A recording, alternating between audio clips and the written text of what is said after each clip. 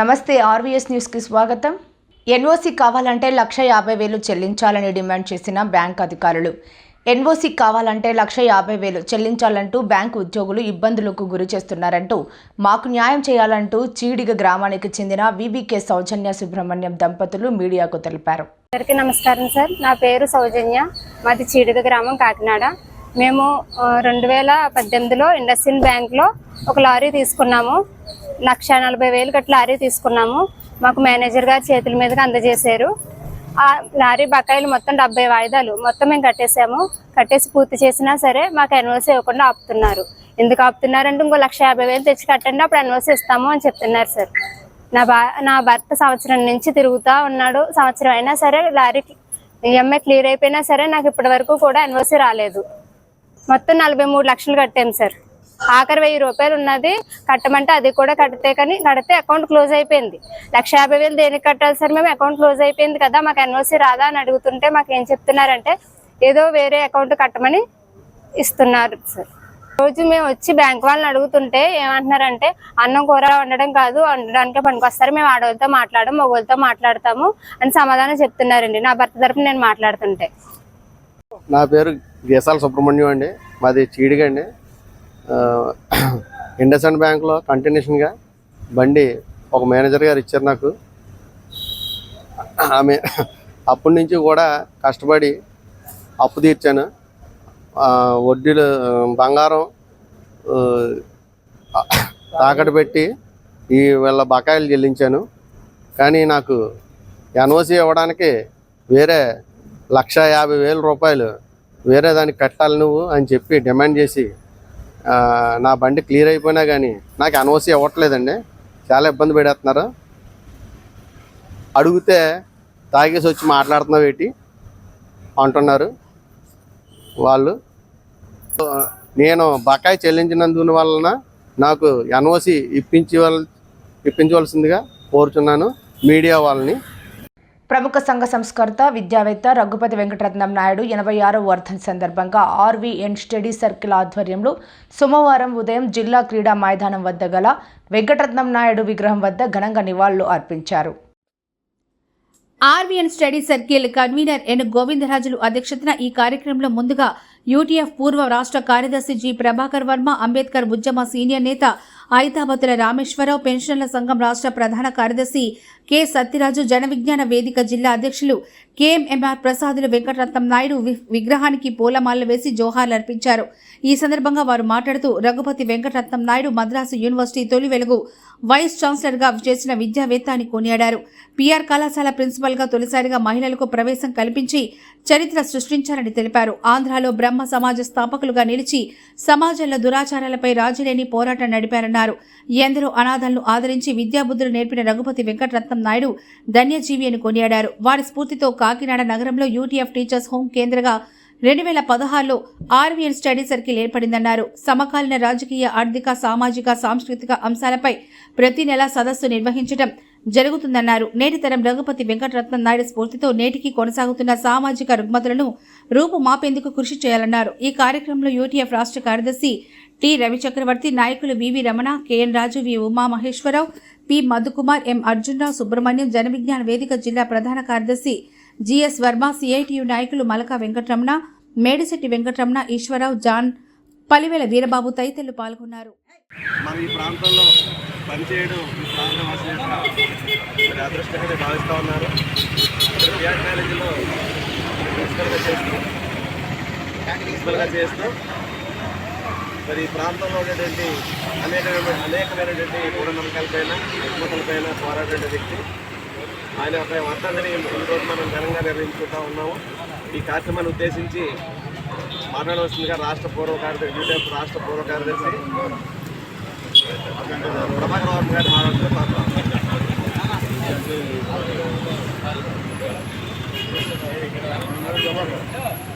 బ్రహ్మర్షి రఘుపతి వెంకటరత్న నాయుడు గారి వర్ధంతి సందర్భంగా ఆయనకు ఆర్వీఎన్ స్టడీ సర్కిల్ తరఫున ఘనంగా నివాళులు అర్పిస్తూ ఉన్నాం.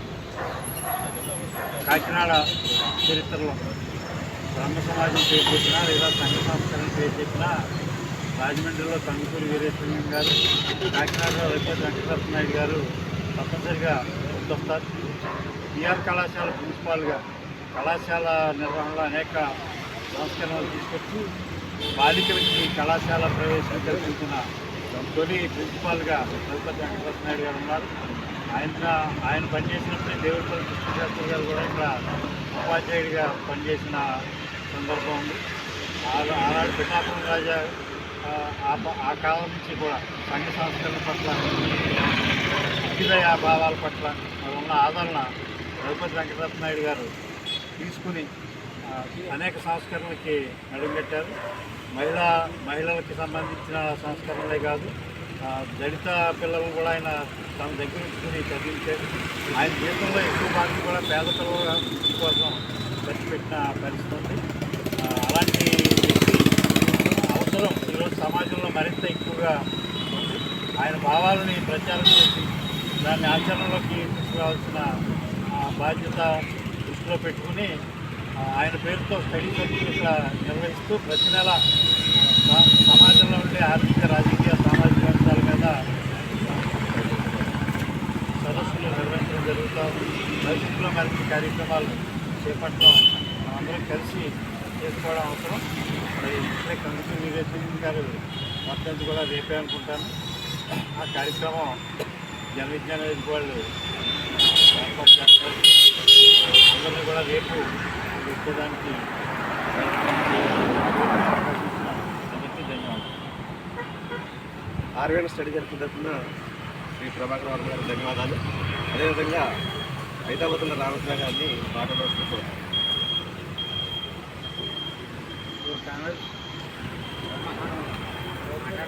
నాయుడు గారి గురించి నేను ఇంటర్మీడియట్లో ఆయన గురించి చదువుకున్నాను. ఆ చదువుకున్న తర్వాత కాకినాడ వచ్చిన తర్వాత బ్రహ్మ సమాజ మందిరంలో ఆయన విగ్రహం ఉంది. అలాగే విశేషం ఏంటంటే మా అబ్బాయి డాక్టర్ సీట్ వచ్చింది. డాక్టర్ సీట్ వచ్చిన తర్వాత ఆ ఇంటర్వ్యూ మెడికల్ కాలేజీలో పెడితే మత్స్యకారుల అభ్యున్నతికి నరేంద్ర మోడీ, పవన్, చంద్రబాబులు కృషి. మత్స్యకారుల అభ్యున్నతికి ప్రధానమంత్రి నరేంద్ర మోడీ, ముఖ్యమంత్రి చంద్రబాబు నాయుడు, ఉప ముఖ్యమంత్రి పవన్ కళ్యాణ్ను ఎంతో కృషి చేస్తున్నారని ఎంపీ తంగిళ్ల ఉదయ్ శ్రీనివాస్, ఎమ్మెల్యే పంతం నానాజీ, ఎమ్మెల్సీ పద్మజ మరియు గౌడ చైర్మన్ బాబుతో తెలిపారు. కాకినాడ రూరల్ మండలం వాకలపూడి హార్బర్ వద్ద ఎమ్మెల్యే పంతం నానాజీ ఆధ్వర్యంలో ప్రధానమంత్రి మత్స్య సంపద యోజనలో భాగంగా 1,20,00,000 విలువ చేసే బోటును లబ్ధిదారుడైన సిరంగీల సుధాకర్కు 72 లక్షల సబ్సిడీతో 1,20,00,000 విలువ చేసే డీప్ షిప్పింగ్ ఓడను అందజేయడం జరిగింది. అనంతరం వారు అందరూ బోట్లో సముద్రంలో కొంత దూరం ప్రయాణించారు. ఈ సందర్భంగా వారు మాట్లాడుతూ మత్స్యకారులకు అన్ని విధాల సహాయ సహకారాలు అందించేది కూటమి ప్రభుత్వమేనని, ఇచ్చిన మాట నిలబెట్టుకునే వ్యక్తి పవన్ కళ్యాణ్ అని, ముఖ్యమంత్రిగా చంద్రబాబు నాయుడు మత్స్యకారుల అభ్యున్నతికి ఎంతో కృషి చేస్తున్నారని కొనియాడారు. అలాగే మత్స్యకారులకు అన్ని విధాల సహాయ సహకారాలు అందించడం జరుగుతుందని తెలిపారు. ఈ కార్యక్రమంలో రాష్ట్ర Agnikula Kshatriya corporation director Tirumani Kumaraswamy, additional director Chandrashekar, DFO Krishnarao, ఎస్టీఓలు అనురాధ, సుమలత, నూకరాజు, ఉమా మహేశ్వరరావు, రామకృష్ణ, రూరల్ ఇన్స్పెక్టర్ మధుబాబు, కార్యదర్శి పాండురంగారావు, కాకినాడ ఏడి లావణ్యలు, హార్బర్ నాయకులు శ్రీరాములు, పాలపు కృష్ణరాజు, శ్రీరామచంద్రుడు, మేడ నూకరాజు, చింతా పిలుపు, శీలం రాంబాబు, మత్స్యకారులు, జనసేన, టీడీపీ నాయకులు, స్థానికులు పాల్గొన్నారు. మత్స్యకార భరోసా యాత్ర పేరుతోటి మనం మీ దగ్గర నుంచి స్టార్ట్ అయ్యాం. మీ దగ్గర సూర్యారావుపేటలో తల్లి మారమ్మ గుడి దగ్గర కొబ్బరికాయ కొట్టి ఆవేళ పవన్ కళ్యాణ్ గారి యొక్క ఆదేశాల మేరకు నాదెండ్ల మనోహర్ గారితో మనం యాత్ర స్టార్ట్ చేశాం. ఆ యాత్రని ఫర్దర్ ఉప్పలంక దాకా మనం చేసుకుంటూ వెళ్ళి ఉప్పలంక దగ్గర నుంచి ఆ యాత్రని ఆయన వెళ్ళిపోయాక దుర్గేష్ గారు మేము అందరం కంటిన్యూ చేసుకుంటా దాన్ని తీసుకెళ్లి నరసాపురం ఫెరీలో ఆ యాత్రని అప్పచెప్పడం జరిగింది. అయితే మత్స్యకారులకు భరోసాగా పవన్ కళ్యాణ్ ఉంటాడు అన్నది చెప్పడానికి ఆ వేళ మేము ఆ యాత్ర చేసాం. ఆ యాత్ర తర్వాత మీకు అందరికీ గుర్తుందో లేదో 217 జీవో మీ కడుపులు కొట్టడానికి పెట్టినటువంటి జీవో ఇన్లాండ్ ఫిషింగ్ కి ఆ జీవోని మొక్కల కింద చెప్పి బయట పారేశారు పవన్ కళ్యాణ్. అలాగే ఆయన మీ పట్ల అభిమానంతో ముందుకెళ్తా ఉన్నారు. ఇవాళ సంవత్సరం కావస్తుంది దగ్గరగా. రేపు 4వ తారీఖు వస్తే ఎన్నికై సంవత్సరం అవుతుంది. ఇందులో మేజర్ భాగం ఏదైనా చేసామంటే ఇప్పుడు మత్స్యకారులు విషయంలో మత్స్యకారు గ్రామాలను తిరిగి పగడాలపేట దగ్గర నుంచి కొండలపేట దగ్గర నుంచి అక్కడ ఉప్పలాక దగ్గర నుంచి మొండి దగ్గర నుంచి సూర్యాపేట నుంచి పోలవరం దగ్గర నుంచి ప్రతి మత్స్యకారు గ్రామంలో జనసేన పార్టీ అలాగే కూటమికి ఒక ఈవెంట్ ఇలాగే ఇస్తున్నా సరే ఫస్ట్ ఆయన గమనించింది అంటే లోకల్ లీడర్స్ అందరూ కూడా పైకి ఎక్కారు. సో ఆయన పట్టించుకునే విధానం కూడా నిజంగా మీ అందరి మీద అభినందన. నానాజీ గారు నేను అక్కడి నుంచి పరిగెట్టుకుని వచ్చారన్నారు. డెఫినెట్లీ ఆయన ఒక ఫోన్ కాల్ చేశారు, సింగపూర్ అయినా అమెరికా అయినా మళ్ళీ ఇప్పుడైనా సరే వచ్చేస్తానని చెప్పి చెప్తున్నాను. అలాగే ఈ స్కీమ్ గురించి ఎక్స్ప్లెయిన్ చేశారు, పార్టీ గురించి ఎక్స్ప్లెయిన్ చేశారు, అండ్ మనకు కావాల్సిన దాని గురించి ఎక్స్ప్లెయిన్ చేశారు. ఈ స్కీమ్ అనేది ప్రధాన్ మంత్రి మత్స్య సంపద యోజన అంటే 2020 నుంచి 2025 వరకు కేటాయించింది. అంటే 20,050 కోట్ల రూపాయలు. ఇందులో మత్స్యకారులకి సబ్సిడైజ్డ్ రూపంలో అండ్ సస్టైనబుల్ డెవలప్మెంట్ రూపంలో వాడుకోమని ప్రధాన్ మంత్రి గారు కేటాయించిన బడ్జెట్. దీంట్లో వాళ్ళు ఒకళ్ళే ఇస్తే సరిపోదు, రాష్ట్రం కూడా సపోర్ట్ చేయాలి. ఈ సబ్సిడీ అంటే ఇద్దరు కలిసి కట్టుగా మత్స్యకారుల్ని మనస్ఫూర్తిగా ఆదరిస్తేనే ఈ సబ్సిడీస్ అనేవి ఫుల్ అవుతుంది. అలాగే మన రాష్ట్రంలో ఉన్న కూటమి ప్రభుత్వం, కేంద్రం అండ్ రాష్ట్రంలో ఉన్న కూటమి ప్రభుత్వం రెండింటి ద్వారా ఈ సబ్సిడీస్ ని పెంచడానికి మనం అందరం కలిసి కృషి చేద్దాం.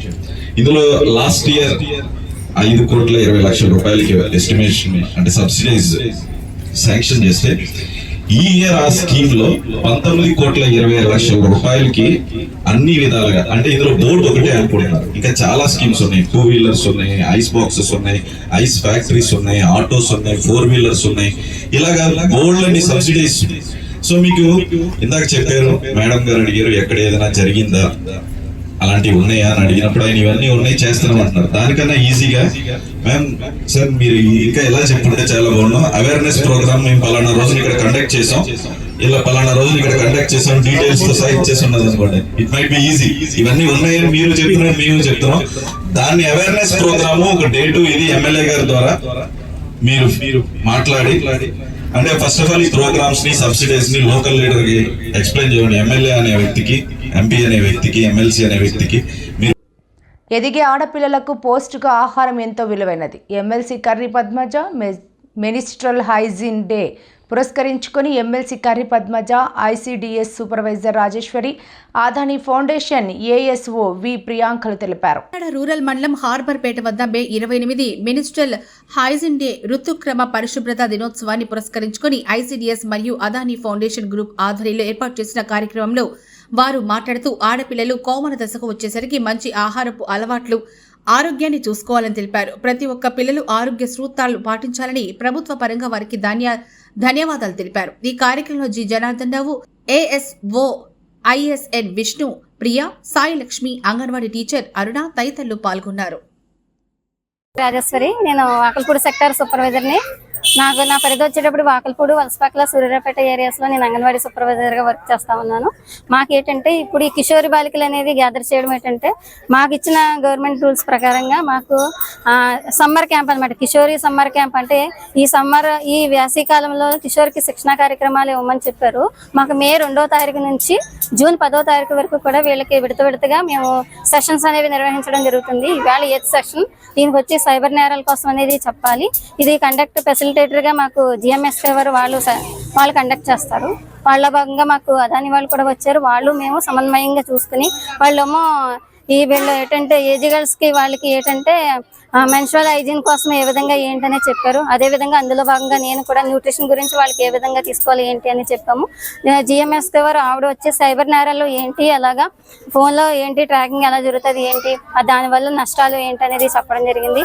అదే ఇప్పుడు మాకు ఎమ్మెల్సీ మేడం వచ్చి పద్మశ్రీ మేడం వచ్చారు. ఆమె కూడా ఈ పర్సనల్ హైజీన్ కోసం అవి చెప్పడం, న్యూట్రిషన్ కోసం కూడా చెప్పడం జరిగింది. అదేవిధంగా మాకు ఎమ్మెల్యే గారు 19 నానాజీ గారు కూడా రావడం, ఇక్కడ పిల్లలందరినీ కూడా పలకరించడం జరిగింది.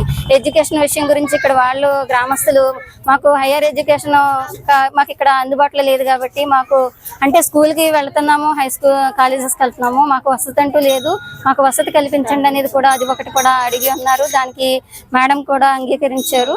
నెక్స్ట్ మాకు ప్లాన్ తీసుకోమని చెప్పారు. అది ఇంకా మేము చేస్తామండి. తెలుగుదేశం పార్టీ చరిత్రలో ఈ మహానాడు సువర్ణ అక్షరాలతో లిఖించబడుతోందని పార్టీ అధ్యక్షుడు ఆంధ్రప్రదేశ్ ముఖ్యమంత్రి నారా చంద్రబాబు నాయుడు పేర్కొన్నారు. పార్టీ కోసం నిస్వార్థంగా అంకితభావంతో పనిచేసే పసుపు సైనికులే టీడీపీకి బలమని తెలిపారు. గత ప్రభుత్వం కక్ష కట్టి వేధించినా ఎత్తిన జెండా దించలేదని కార్యకర్తలకు కితాబిచ్చారు.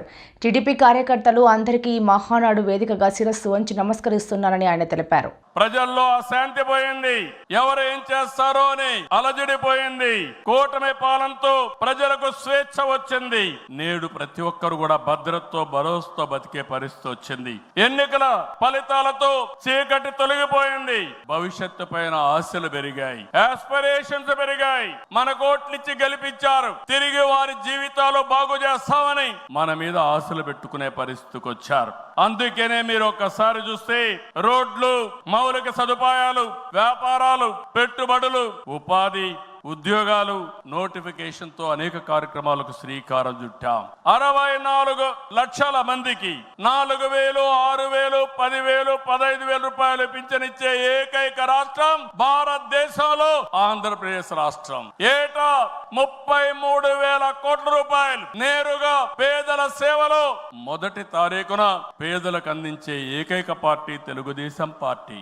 అన్నా క్యాంటీన్ ద్వారా పేదవాడి ఆకలి తీరుస్తున్నాం. దీపం పథకంతో 1 కోటి మంది లబ్ధిదారులకి 3 సిలిండర్లు సంవత్సరానికి ఇస్తున్నాం. ఉచిత ఇసుక, మత్స్యకారుల సేవలో ఆర్థిక సహాయం, అర్చకులు, ఇమాములు, మౌజములు, అదే మారిగా పాస్టర్లకు గౌరవ వేతనాలు పెంచాం. ప్రజల్ని భూతమలా పీడిస్తున్నటువంటి ల్యాండ్ గ్రాబింగ్ యాక్ట్ ని రద్దు చేశాం. డిఎస్సి నోటిఫికేషన్ ఇచ్చాం. మొదటి సంతకం పెట్టాం. మళ్ళీ స్కూళ్లు తెరిచే లోపల అందరికీ ఉద్యోగాలు ఇచ్చే బాధ్యత మనం తీసుకున్నాం. ఇది నెరవేరుస్తున్నాం అని చెప్పి కూడా నేను మీకు తెలియజేస్తున్నా. ఇదే కాదు, మళ్ళీ పారిశ్రామికవేత్తల్లో నమ్మకాన్ని కల్పించి పెట్టుబడులు తీసుకొస్తున్నాం. 11 నెలల్లో 6 స్టేట్ ఇన్వెస్ట్మెంట్ ప్రమోషన్ బోర్డు మీటింగ్లు పెట్టి 76 ప్రాజెక్టులకి శ్రీకారం చుట్టాం. దీనివల్ల 4,95,000 కోట్ల రూపాయలు పెట్టుబడులు వస్తున్నాయి. 4,57,000 మందికి ఉద్యోగాలు వస్తున్నాయని చెప్పి కూడా నేను మీకు తెలియజేస్తున్నా. ఇది ఒక పక్కన మీరు చూస్తే నేను ఒకటే మీ అందరికి హామీ ఇస్తున్నాను. మీ అందరిని ఇంటింటికి పంపించి మన ఎన్నికల మేనిఫెస్టో విషయాలు చెప్పాం. సూపర్ 6 కూడా చెప్పాం. ఎవరు ఎన్ని మాట్లాడినా, ఎన్ని ఇబ్బందులున్నా ఇవన్నీ నిలబెట్టుకునే బాధ్యత మనదని మరొక్కసారి మీ అందరికీ విజ్ఞప్తి చేస్తున్నా. పేదరికం లేని సమాజాన్ని నిర్మించడమే తెలుగుదేశం పార్టీ ప్రధాన లక్ష్యమని, తెలుగు జాతి ప్రయోజనాల పరిరక్షణ కోసమే ఈ పార్టీ ఆవిర్భవించిందని టీడీపీ జాతీయ ప్రధాన కార్యదర్శి, రాష్ట్ర మంత్రి నారా లోకేష్ తెలిపారు. కడపలో జరుగుతున్న టీడీపీ మహానాడులో ఆయన మాట్లాడుతూ మారుతున్న కాలానికి అనుగుణంగా పార్టీలో కూడా మార్పులు రావాల్సిన అవసరం ఉందని తెలిపారు. పేదల సేవల్లో సోషల్ రీఇంజనీరింగ్, పేదరికం లేని సమాజం తెలుగుదేశం పార్టీ లక్ష్యం. 2 రూపాయలకే కిలో బియ్యం, జంతా వస్త్రాలు, పక్కా ఇల్లు, పెన్షన్ ఇచ్చింది అన్న ఎన్టీఆర్. చాలని పెన్షన్ 5 రెట్లు పెంచారు. 200 రూపాయల నుంచి 1000 రూపాయలు చేశాం. ఒకే సంతకంలో 1000 రూపాయల పెన్షన్ ని 2,000 చేశాం. ఇప్పుడు ఏకంగా భారతదేశంలో ఏ రాష్ట్రంలో ఇవ్వని విధంగా 4,000 రూపాయల పెన్షన్ మన చంద్రన్న అందిస్తున్నారు. ఇంతేకాదు డ్వాక్రా, దీపం, అన్న క్యాంటీన్ ఇచ్చింది మన చంద్రన్న. భారతదేశంలో ఏ నాయకుడు సాహసం చేయలా, కానీ మన నాయకుడు చంద్రన్న సాహసం చేసి ఎన్ని ఆర్థిక ఇబ్బందులున్నా ఇచ్చిన బాబు సూపర్ 6 హామీ నిలబెట్టుకునేందుకు ముందలికి అడుగులేస్తున్నారు. మన ప్రభుత్వ అధికారులకు వచ్చిన వెంటనే పెన్షన్ పెంచాం. మూసేసిన అన్న క్యాంటీన్లు తిరిగి ప్రారంభించాం. మెగా డిఎస్సి ఏర్పాటు చేశాం. వచ్చే నెలలో తల్లికి వందనం ఇస్తున్నాం. ఆగస్టు మాసంలో ఉచిత బస్ ప్రయాణం కూడా మన ప్రభుత్వం అందజేయబోతుంది. ఇప్పుడు ఏకంగా P4 కాన్సెప్ట్ తో పేదరికం నుంచి కుటుంబాలు బయటికి తీసుకొచ్చేందుకు చేయూత అందిస్తున్నారు మన చంద్రన్న. తెలుగుదేశం పార్టీ ఆవిర్భావం తర్వాత బడుగు బలహీన వర్గాలకి ఆర్థిక రాజకీయ స్వాతంత్రం వచ్చింది. పార్టీకి పునాదిగా ఉన్న మన బీసీలకి ఏకంగా స్థానిక సంస్థల ఎన్నికల్లో 33% రిజర్వేషన్ అందించింది తెలుగుదేశం పార్టీ. అందరికీ ఆమోదంతో ఏకంగా వర్గీకరణ చేసింది కూడా తెలుగుదేశం పార్టీ. అందుకే ప్రతి వర్గానికి న్యాయం చేయాలి, సోషల్ రీఇంజనీరింగ్ చేయాలనే లక్ష్యంగా మనందరం పెట్టుకోవాల్సిన అవసరం ఉంది. ప్రస్తుత పరిస్థితుల్లో అన్ని కులాలకు సామాజిక సమన్వయం కూడా అవసరం ఉంది. వార్తలు ఇంతటితో సమాప్తం. నమస్కారం.